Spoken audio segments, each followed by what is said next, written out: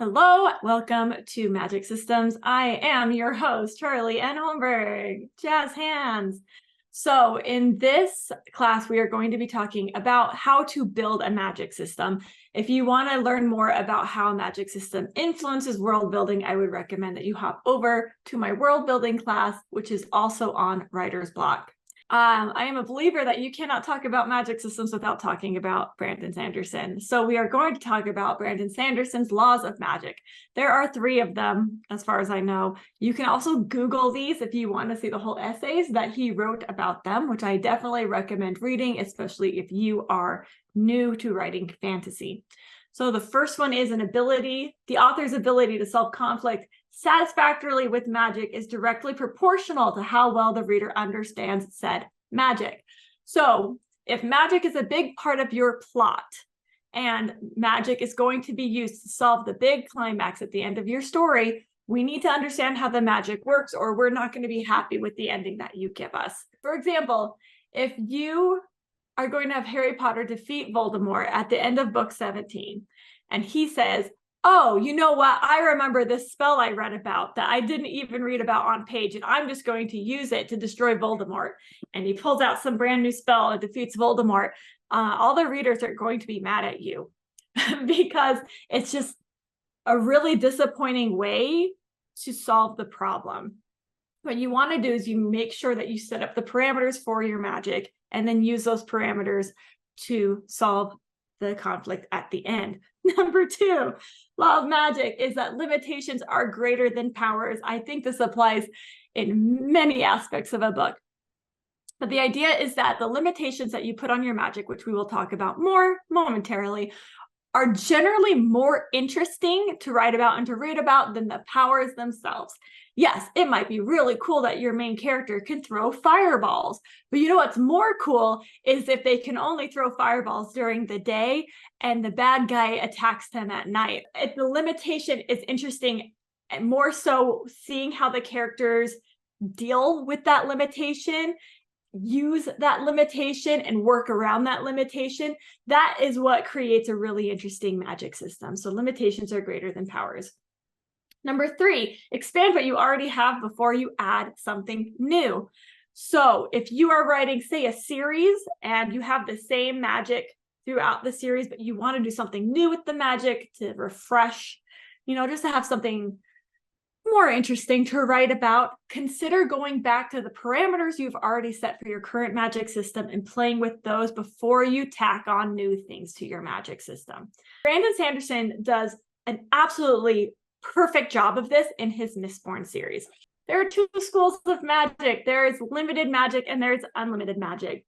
In a nutshell, limited magic is magic with a strict set of rules. It is narrow in scope and its abilities, and it has specific costs and specific consequences. Limited magic can be explained in its entirety, so the reader knows exactly how the magic works. The magic tends to feel almost scientific because the rules are just all laid out. Unlimited magic is the opposite. So this is magic that has a very loose set of rules. It's often kind of an essential part of the world, like one of the elements. It is broad in scope and varying in costs and consequences. Unlimited magic is not fully explained, but it is also not infinite. And this is why Gandalf cannot just wave his stick and transport the ring into Mount Doom, because you do still have to have some limits with unlimited magic, but it's a lot more like broad sorcery, random wizard, general spellbook kind of magic. So like Howl's Moving Castle or like the wizards in the Lord of the Rings, those are more of an unlimited magic system. So one thing to know is that limited and unlimited magic, it's not 2 sections. This is a scale. It's a sliding thing, okay? You have limited magic on one end of the scale and unlimited magic on the other end of the scale, and your magic system can fall anywhere in there. It can kind of hit like right in the middle. It can hit closer to the sides. Since we're talking about Brandon Sanderson, he tends to be very far over on the very limited, very rule-bound set of magic, whereas a lot of this kind of like 80s or 90s, like just sorcery kind of fantasy tends to lean more unlimited. There is no truly unlimited magic except for the movie Bruce Almighty, where he literally is God and he can do whatever he wants. And the story is about having unlimited powers. And that's the point. Otherwise, if you have a magic system with truly unlimited powers, you can just snap your fingers and do what you want. You don't have a story. Okay, so when we're talking about magic, you don't want to forget cost. Cost should be inherent in both magic systems. Even if you have a more unlimited magic, having some kind of cost involved in that will make your story more interesting because of the second rule of magic, where the limitations to the magic is much more interesting than the magic itself. Magic with cost is what drives conflict. When you have limitations that your characters have to work around and have to deal with, you create more conflict in your book, and conflict is what makes books cool. So let's talk about originality. So I used to read slush piles. I did so for my college spec magazine. I also did so for Pitch Wars for a while. And let me tell you guys, the number one reason people don't get picked up out of slush piles is not because they're not a good writer. It's because their query or their manuscript, what have you, just doesn't stand out. Case in point, one time I was reading for Pitch Wars, and about 60% of the manuscripts in my slush pile were supernatural crime fighting, with the exact same flavor of supernatural crime fighting, where it's, a half elf or half witch or half something detective who is on a secret force, who goes around LA or something and has to deal with, vampire DUIs or whatever. A lot of them were like that. They just all felt like the same story, just told by different authors. So if you are original in your books, you are more likely to get picked up, not just by a publisher, but also by your reader. Here's a little thing. It's super complex that I did that you guys can use to build out a magic system. Now, you don't have to have something in every single thing here.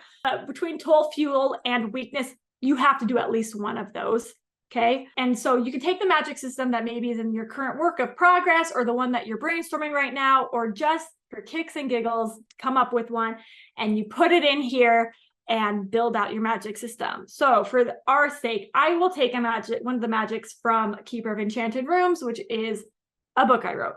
So one of the characters in this is an augurist. She is a soothsayer. She can see the future. So let's fill this out. Powers. She can see the future. Acquiring. How did she get these powers? She was born with them. We are doing the inherited thing. So she was born with them. They are part of her blood. What is her toll for using this magic? She becomes forgetful. If she uses her magic too much, she starts losing her short-term memory. What is her fuel? She doesn't have a super specific fuel for this. It's not like she has to drink tea or something in order to use her magic. I can kind of finagle it and say, well, she has to be able to have a pattern. She has to be able to see a pattern in something of the person that she is future seeing for in order to trigger the magic. So she can't just look at a person and be like, here's your future. They have to say, drink a cup of tea. And then she has to look in the tea leaves, and she has to be able to see a pattern in those tea leaves in order to be able to see their future. Potency. Potency in this is inherited. It is blood related. So if you come from a magical / bred family of magic users who have the same kind of magic, you're going to be a more powerful magic user than if you don't. She does not come from a family of magic users, so her magic is quite weak. So that is her potency.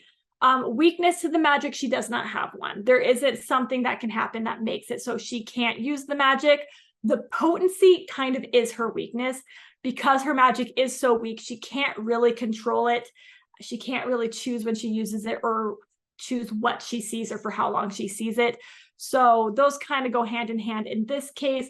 But again, I could also I could throw on a weakness in there if I wanted to. Let's go back to emotions. Maybe if she has strong emotions of any kind, she can't focus enough to use her magic. In that case, emotions would be her weakness. That is not in my book, but for kicks and giggles, we're just going to put that in here.